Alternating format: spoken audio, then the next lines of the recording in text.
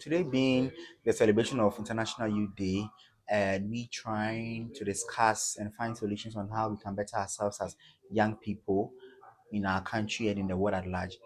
What do you think are some of the measures, or what advice, or what would you say as what mechanism you would give out based on helping young people, the youth, gain the interest in reading again? I think there are these very interesting programs. These very interesting programs. For example, I think at a time there was this reading challenge on, was it Joy Prime or something, Okay. and these community libraries and all that. So I believe that to um, grow that interest in reading, especially among the youth, some of these things can be factored in as a way of helping these youth actually pay more attention to books. For example, I think there are times where people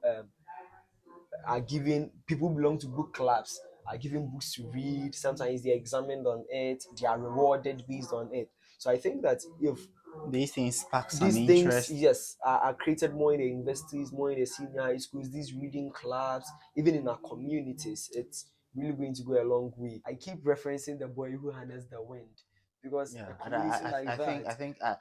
I, I don't know whether I have come across that story or didn't really follow, Mm. but what exactly did he do? Okay, so it was this young boy in a village in one African country, I think somewhere in southern Africa, and then they had this drought. There was no rainfall, nothing within their community because most of their trees had been cut because of all these illegal stuff within their community because the chiefs had sold these concessions.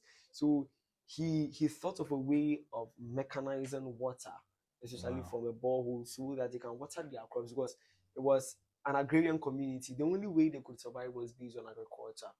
And most of the people within the community escaped. They had left.